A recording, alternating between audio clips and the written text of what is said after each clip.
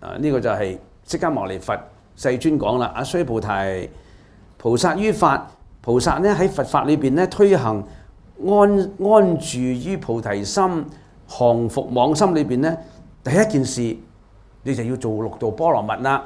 六度波羅蜜裏邊咧，先講布施先啦。布施應無所住行於布施。嗱，你布施你唔好執着布施喎，你唔好就執着有能布施之人所布施之物同埋受施之人喎。咁你要三輪體空，唔好執着咗喎，執着有個我喎，有人喎，有眾生喎，有受者喎。咁布施點會執着㗎？布施人布施嘅時候，佢點執着法啊？點執着布施㗎？我話俾你聽，布施係點執着法嘅。而舉一個舉例，你喺佛門布施，有啲人布施有執着，有啲人布施冇執着。大多數布施嘅人都有執着，因為點解啊？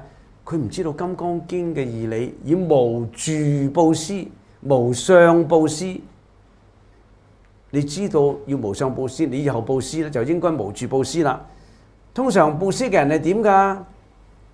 以布施為例，你捐錢俾佛堂咁先係算啦嚇。你捐一尊佛像，我哋執着咩啊？色聲香味觸法係嘛？你布施嘅時候啊，我捐咗20萬或者係200蚊、2000蚊，我想得到名譽地位獎狀。嗱，你個佛像咧，可唔可以寫個名落去啊？咁啊，陳大文可唔可以合家啊？可唔可以2個人嘅名啊？佢梗要寫名嘅噃，佢唔寫名咧，佢好似冇功德嘅喎。佢必須要執着一個名譽地位。我捐100萬，我將200萬俾你，我可唔可以加入你嗰度做你嘅 director 啊？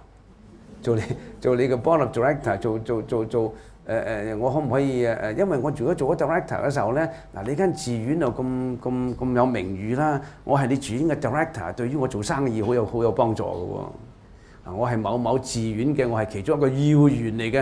呢啲係全部係住有相嘅布施。你係想得到色，住於色而布相。色係咩咧？色就係名。你要名譽，你要地位，你先係布施。或者咧，你唔係諗住有名譽地位。我既然捐得錢啦，我點解唔要名譽地位啊？我既然捐得錢俾你啦，我梗要攞個名好過冇啊嘛。咁蝕底咩？梗係有名好過冇名啦。呢咪全部布施咯。可能有啲人咧，佢出發點就係要名，做好事唔要名，梗要名啦嘛。我攞住張 check 100萬嘅咁喺個電視度咁攞出嚟幾好睇啊！咁點會唔要名啊？梗要名啊！所以你住於色而布施。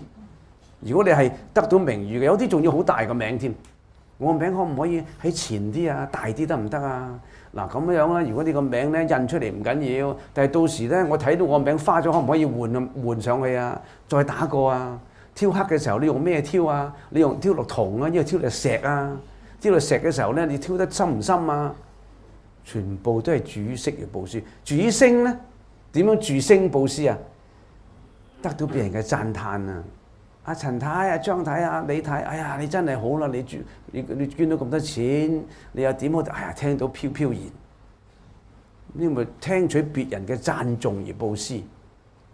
好少人咧做咗好事咧，而唔在乎你讚唔讚頌嘅，甚至乎做咗好事一啲名都唔出嘅。你唔好話我做呢件事，我唔需要別人嘅讚歎㗎，我唔想執着啊！有幾多人執着別人嘅讚歎啊？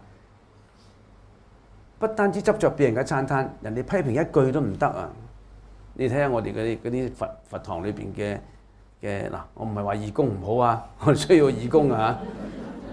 喺佛堂做義工，你講多你一句啊，我係做義工嘅喎，你唔好再及我，下次唔嚟喎我，就係咁。你永遠都係聽住啊！你洗嘅碗真係乾淨啦。如果人哋話乜你洗啲碗咁邋遢，又要我重洗？咁我係咁噶啦，你唔中意咪你洗咯，我係義工嚟嘅啫嘛，我又唔係受薪嘅。你住於聲啊，你希望得取別人嘅讚歎啊，你其實係一種執着嚟噶，你自己唔知咋。